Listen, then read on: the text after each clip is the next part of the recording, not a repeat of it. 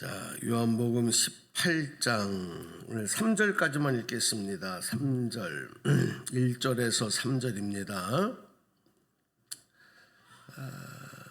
함께 소리 맞추셔서 읽겠습니다. 18장 1절 시작. 이 일 후에 다른 천사가 하늘에서 내려오는 것을 보니 큰 권세를 가졌는데 그의 영광으로 땅이 환하여지더라. 힘찬 음성으로 외쳐 이르되 무너졌도다 무너졌도다 큰 성 바벨론이여 귀신의 처소와 각종 더러운 영이 모이는 곳과 각종 더럽고 가증한 새들이 모이는 곳이 되었도다. 그 음행의 진노의 포도주로 말미암아 만국이 무너졌으며 또 땅의 왕들이 그와 더불어 음행하였으며 땅의 상인들도 그의 사치의 세력으로 치부하였도다 하더라. 아멘. 예, 우리 이제 18장으로 요한계시록이 이제 와서 우리가 이제 말씀을 다시 한번 주님의 음성에 귀를 기울여야 될 때가 됐습니다. 지금 우리가 읽는 이 대목이 우리 앞에서 보았던 16장에서 일곱 대접의 재앙 예고 심판에 이제 말씀들이 있었고, 이것은 이 땅에 마지막으로 임하시는 하나님의 그 심판이면서도 재앙이다, 이렇게 설명을 드렸고요. 이 재앙으로 말미암아 적 그리스도와 그리고 그 적그리스도의 나라에 속한 그런 권력들, 왕들, 나라들, 또 그런 세력들, 이런 모든 사람들이 심판을 받게 된다. 이제 그런 내용들이 예고가 되었습니다. 그 다음에 이제 17장, 18장으로 와서는 그런 사람들이, 그런 나라들이 왜 멸망을 하게 됐느냐, 이제 그것에 대한 원인에 대해서 말씀을 하고 있죠. 17장에서는 음녀에 대한 심판, 음녀에 대한 심판을 이제 말씀을 하면서 그 음녀의 행위들, 그리고 그 내용들, 심판의 내용들, 이제 그런 내용들이 설명이 되었습니다. 이 음녀로 상징되는 바벨론, 그러니까 음녀는 딱 바벨론이라고 하는 오래전에 있었던 그 나라, 그 강력한 제국을 의미하는 것으로만 끝나는 것이 아니라 음녀가 나타내고 의미하는 내용들은 다양하고 많다, 그런 설명도 드렸어요. 그 범위가 넓기 때문에 음녀는 딱 특정지어서 이런 것이다, 이렇게만 말하기가 어렵다. 그러니까 이제 해석이 좀 다양할 수가 있지요. 중요한 것은 이 음녀들의 세력은 악한 사단의 그런 힘을 덧입어서 사단의 노릇을 하는 거예요. 그리고 하나님을 대적하는 거, 교회를 대적하는 거, 그리고 예수 그리스도의 피를 이제 흘리게 하고 그 피를 먹는 자들이다. 그러니까 결국은 교회를 무너뜨리고 하나님의 구원의 역사를 대적하는 일들을 하는 모든 세력들을 지칭한다, 그렇게 말씀을 드렸습니다. 그래서 이 시대마다 이 음녀를 대표하는 그런 어떤 사상들, 이념들, 이것들도 다 음녀입니다. 요즘으로 말하면 공산주의 사상이라든지 어떤 인본주의 사상이라든지 이런 모든 것들도 다 그런 부류로 우리가 생각을 할 수밖에 없습니다. 또 종교적으로 보면 우리 교회 안에서도 과거에 이런 교권주의라고 하는 것은 교회가 제도화되어지면서 하나님의 진리보다도 어떤 이런 교회의 어떤 교권, 그 다음에 주장, 이익, 이런 또 변질, 타락, 이런 것들이 진리를 왜곡하게 되는 이런 지경에 이르렀던 모습들, 이것도 다 음녀의 모습입니다.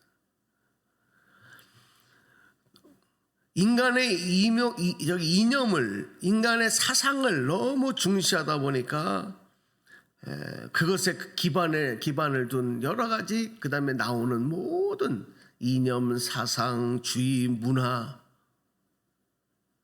오늘 우리가 살고 있는 사실 이 세상의 모든 문화가 바로 거기서부터 시작이 됐거든요. 성경은요, 인본주의 사상이 아니고 신본주의 사상이에요. 그러니까 내가 우선이 아니고 하나님이 우선이에요. 하나님 제일주의 신앙, 할렐루야. 이게 무너지면 그 다음부터는 변질, 타락이 나타날 수밖에 없어요. 그리고 그 자리에는 죄가 싹틀 수밖에 없고 죄의 열매가 맺힐 수밖에 없단 말이에요. 그러니까 오늘 우리가 살고 있는 이 세상이 얼마나 많은 발전을 합니까? 과학과 경제와 문화와 뭐 등등. 그런데 모든 것이 신본주의가 아니고 인본주의의 바탕에서 이루어지고 있다. 그러니까 세상은 점점 더 혼탁해져 가고 어려워져 가는 거예요. 그래서 천사는 바벨론의 멸망을 예고하면서 이미 무너진 것처럼 과거형으로 선언을 합니다. 이미 에레미야 선지자라든지 이사야 선지자라든지 하는 분들의 예언을 통해서 바벨론의 멸망에 대해서 예고한 바가 있었기 때문에 그러한 내용들을 반영했다, 이렇게 보는 학자들도 있습니다. 귀신의 처소와 각종 더러운 영이 모이는 곳과 가증한 새에 모이는 곳이 되었다. 3절에 보면 2절에 보면 그렇게 말씀을 하고 있는데, 이것이 바로 뭐냐? 바로 완전하게 이 바벨론이 멸망하고 황폐화되어진 모습, 그러니까 황폐화되어질 것이다라고 하는 미래형이 아니라 이미 멸망당한 그 상황들을 보여주시는 거예요. 자, 우리 2절 말씀을 다시 한번 소리내서 저랑 함께 읽겠습니다. 2절 보실까요? 시작. 힘찬 음성으로 외쳐 이르되 무너졌도다 무너졌도다 큰 성 바벨론이여, 귀신의 처소와 각종 더러운 영이 모이는 곳과 각종 더럽고 가증한 새들이 모이는 곳이 되었도다. 아멘.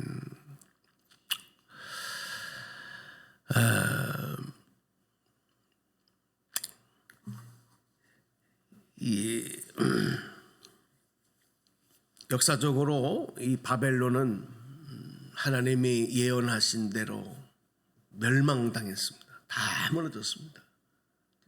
다니엘서 5장에 보면 이제 그런 내용들이 이미 기록이 되어 있고, 또 당대에는 영원 불변할 것 같은 그런 바벨론뿐만이 아니라 로마 제국이라든지 또 게르만 제국이라든지 게르만 민족이라든지 뭐 그 이후에 뭐 많은 나라와 민족들이 멸망을 당했어요. 역사 속에서 자칫 없이 사라졌습니다. 그런데 그런 나라들이 왜 멸망을 당했느냐? 여러 가지 복잡한 이유들이 있지만 오늘 우리가 말씀을 통해 비춰봤을 때는 그들이 적그리스도를 산 거예요. 하나님의 구원의 역사에 대적하고, 그러므로 결국은 하나님의 심판 가운데 임하게 되었다. 자, 오늘 이 바벨론도 마찬가지로 죄 때문에 멸망을 했다. 3절 또 내려오게 보세요. 3절. 소리내서 읽어보십니다. 시작. 그 음행의 진노의 포도주로 말미암아 만국이 무너졌으며 또 땅의 왕들이 그와 더불어 음행하였으며 땅의 상인들도 그 사치의 세력으로 치부하였도다 하더라. 아멘. 바벨론이 음행하고 사치하였고 세상의 왕들 상인들도 그 영향을 받아서 음행하고 사치하였다. 그 당시에 모든 나라의 중심이 바벨론이었다. 그 바벨론이 범죄하니까 그 중심에 있는 나라 바벨론이 범죄하고 타락하고 이런 악한 죄악들을 범하기 시작하니까 그 주변에 바벨론의 영향을 받고 있던 그 주변의 나라들도 그 왕들도 그 백성들도 그리고 이 바벨론과 서로 무역하며 장사하는 상인들도 다 같이 타락을 하는 거예요. 그래서 여러분, 이 죄의 영향력이라고 하는 것이 얼마나 무서운지 몰라요. 하나만 망가지는 것이 아니라 다 주변이 함께 망가져요. 그 첫 번째 죄가 뭡니까? 음행의 죄입니다. 음행의 죄. 영적으로, 신앙적으로 보면 음행의 죄는 어떤 남녀 간의 어떤 성적인 죄를 나타내는 표현이지만, 이것은 결국은 하나님과 우리와의 관계 속에서 음행의 죄는 우상숭배입니다. 우상숭배예요. 역사적으로 바벨론은 예를 들어서 느부갓네살 왕이 치리하는 동안에 약 한 30m가 넘는 큰 금신상을 세워요. 그래서 모든 사람들이 어디서든지 다 잘 보일 수 있도록 만들어 놓고 거기다가 절하게 하고 그것을 섬기게 하는. 또 벨사살 왕은 이 느부갓네살 왕의 아들인데, 예루살렘 성전에서 가져온 여러 가지 그 그릇들, 이것으로 술을 마시고 그리고 잔치를 열고 거기에 술을 따라 마시고 우상을 찬양하면서 하나님의 그 존귀하심을 모독했어. 이런 일들을 자행했습니다. 다 하나님 앞에 이게 영적 간음의 죄죠. 우상숭배, 하나님을 모독하는 거예요.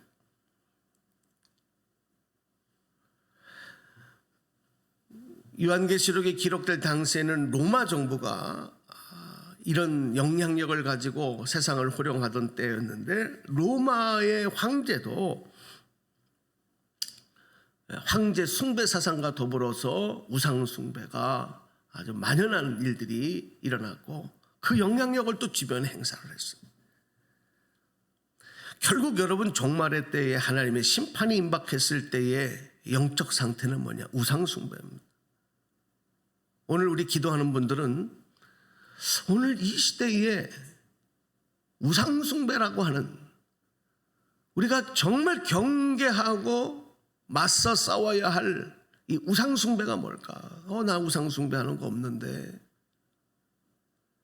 교묘하게 자기의 모습을 변형시켜서 하나님과 우리 사이에 영적 음행의 죄를 짓도록 만드는 이 우상숭배가 무엇일까? 이것을 빨리 깨우치고 대적해야 합니다. 그 마음과 그 정신과 사상과 그 근원부터 차단해야 되는 거예요. 여러분, 오늘 기도하실 때 특별히 이 땅의 젊은이들로부터, 그리고 이 땅의 모든 세대들이 우상 숭배의 죄에 깊이 빠져가는 가장 큰 우상이 뭡니까? 여러분, 만문신입니다. 만문신이 뭘 의미합니까? 물질의 신입니다. 여러분, 오늘 이 시대의 모든 사람들은 우상 숭배에 자유로울 수 없습니다. 돈이 우상입니다. 권력이 우상입니다. 하나님보다 그것을 더 중요하게, 예배보다 돈 모으는 것을 더 중요하게, 돈이라고 한다면 언제든지 하나님까지도 버릴 수 있는 그런 사람들이 얼마나 많은지 몰라요. 이게 심판받을 영적 음행의 죄다. 저는 오늘 이 시대에 이게 가장 크다고 봅니다. 또 인본주의적인 사상에 물들어 있는 이런 생각과 가치관들도 우상숭배의 흔적들입니다. 결과입니다. 이거 싸워야 됩니다. 한 가지만 더 말씀드릴 것은, 이 마지막 시대에 그 하나님의 심판이 임할 때에 또 하나의 공통적인 죄의 모습은 뭐였냐면, 왜 이 바벨론이나 로마 정부나 이런 나라들이 멸망을 당하게 됐느냐? 사치 때문에 그래요. 사치라고 하는 건 뭐냐? 하나님께서 물질적인 복을 주셨을 때, 풍요의 복을 주셨을 때, 넉넉히 먹고도 쓰고도 남는 것을 주셨을 때, 그것으로 말미암아 타락하고 사치하고 쾌락에 빠져가는 모습들이 사치예요. 아까도 말씀드렸던 이 벨사살 왕은 약 한 1000명에게 술잔치를 벌일 정도로 사치하기를 좋아했다. 네, 술독에 빠져 사는 거예요. 늘 가무와 그 다음에 춤과 여자와 쾌락과, 왜? 너무 많은 물질이 있는 거예요. 그걸 어떻게 주체하지를 못해요. 그러니까 이렇게 타락해가는 거예요.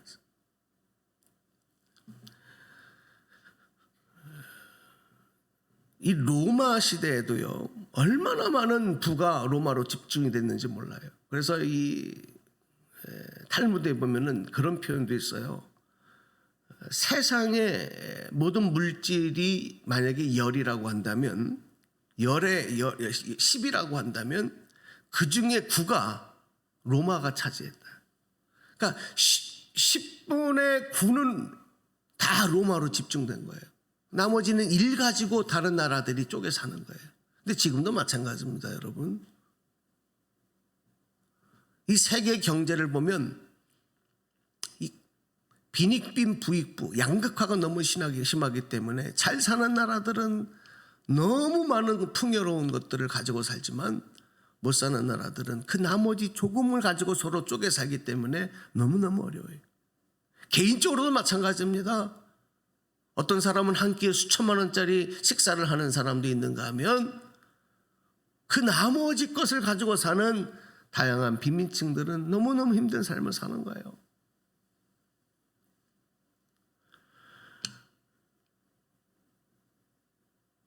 로마의 어떤 한 황제는 한 해 세금에 해당되는 돈을 술 먹고 사치하는 데 탕진했다. 개인이. 그런 황제도 있었습니다.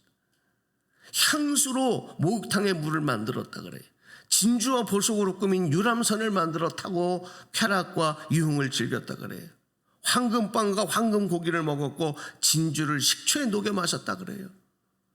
여러분, 극에 달한 것입니다. 로마가 멸망하기 전에는요, 매일 저녁, 요즘으로 말하면 뷔페 같은 식당, 최고급 뷔페 같은 식당을 만들어 놓고 밤새도록 먹고 마시고 놀고 그러는데, 이 사람이 먹는 게 한계가 있잖아요. 그러면 시커 먹고 난 다음에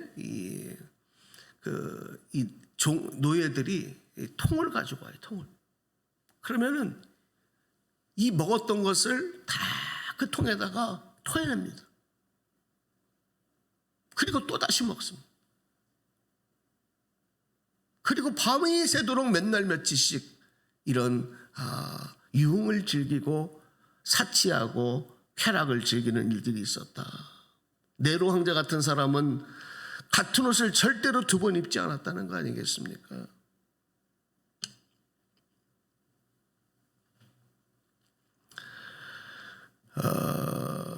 여러분, 우리가 하나님이 주신 것으로 거룩하게 사용해야지 사치하는 일은 죄입니다. 그래서 이런 일들은 우리가 그리스도인들이 세상을 향해서 계몽하고 앞장서야 될 모습이다. 점점 경제가 번영할수록 우리가 주의할 것은 바로 이러한 유혹들입니다. 오늘 바벨론의 패망을 보면서 오늘 이 시대에 우리들이 더욱 겸손하게 하나님 주신 것에 감사하고 그것을 통해서 하나님 나라를 이루어가는 데 앞장서야 되겠습니다. 주님의 몸된 교회가 선교적 사명을 감당하는 일에 우리가 헌신하면서 개인의 치부를 자랑하고 허영에 들뜨고 사치하고 쾌락에 빠져가는 모습은 결국 하나님의 심판 가운데 임하게 된다. 그래서 우리가 명심하면서 오늘도 이 말씀 붙잡고 눈이 와서 하루 오늘도 굉장히 여러 가지 활동하기 불편하겠지만 안전하게 승리하는 복된 하루 되시기를 주님의 이름으로 간절히